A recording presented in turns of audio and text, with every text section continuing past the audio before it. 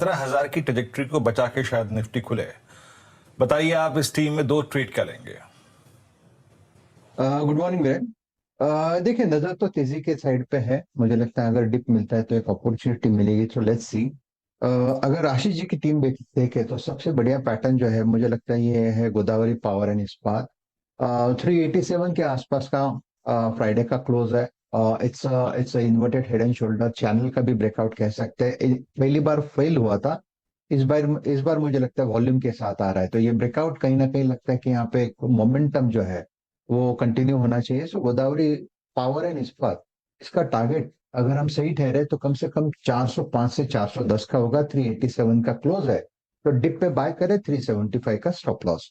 अगर नीरज जी की टीम देखे तो सबसे बढ़िया पैटर्न जो है मुझे गेल का लगता है।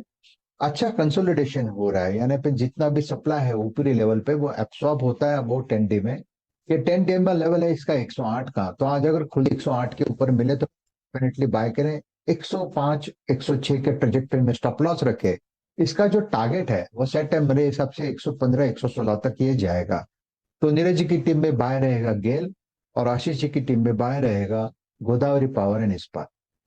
गेल और गोदावरी पावर, ये स्टॉक्स रखिए रडार पे। खबरों में भी इनमें से कुछ स्टॉक्स। मैं क्विकली आता हूं आज के टॉप 10 पे। सारी इंपॉर्टेंट खबरें बधाई देता हूं आप लोगों को। टाटा कंज्यूमर प्रोडक्ट्स पहला स्टॉक जो मेंशन करना चाहिए, क्योंकि इनकी तरफ से एक्सचेंज रिलीज है जिसमें ये कह रहे हैं बिस्लरी के साथ जो उसके एक्विजिशन को लेकर बातचीत चल रही थी वो अब रोक दी गई है। कोई भी मटेरियल अपडेट्स नहीं है, मतलब वो बेसिकली सौदा नहीं हो रहा है। GMR airports foreign currency convertible bonds FCCBs के थ्रू पैसा जुटाएगी 2,900 करोड़ रुपए। कैन फिन होम्स की तरफ से अपडेट आया है कि इन्होंने एक नए एमडी और सीईओ का अनाउंसमेंट करा है। श्रीनिवासन साहब अब इस कंपनी का कमान संभालेंगे। टोरेंट फार्मा के गुजरात यूनिट में यूएसएफडी ने इंस्पेक्शन करा था। फॉर्म 483 आया है जिसमें एक आपत्ति सामने आई है जिसको कह रहे हैं समयबद्ध तरीके से रिप्लाई करके रिजॉल्व कर सकते हैं, तो मतलब ज्यादा दिक्कतें नहीं है। नवीन फ्लोरीन की सब्सिडरी की तरफ से अपडेट आया है। केपेक्स पे 450 करोड़ रुपए ये स्पेंड करेंगे। कोचीन शिपयार्ड अपडेट वीकेंड पे ये था कि इनको नॉर्वे की एक कंपनी से 2 वेसल्स 2 जहाज बनाने का ऑर्डर मिला है 500 करोड़ रुपए का। इंटरेस्टिंग है कि clean technology, basically hydrogen cells powered ये वेसल्स, दुनिया में पहली ऐसी वेसल शायद कोचीन शिपयार्ड बना के दिखाए। गोदावरी पावर एंड इस्पात बोर्ड मीट का आउटकम आ गया फ्राइडे को। आपको याद होगा, ध्यान रखिए, तेजी स्टॉक में ऑलरेडी आई थी।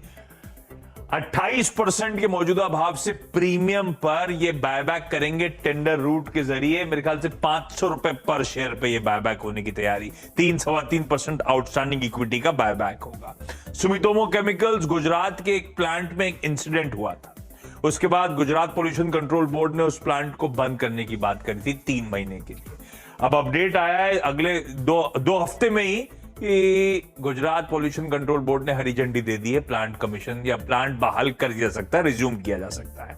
और फाइनली जो 10वां स्टॉक है वो एसजेवी नहीं आरवीएनएलवी, इसको 1088 करोड़ रुपए का दरअसल ऑर्डर मिलेगा।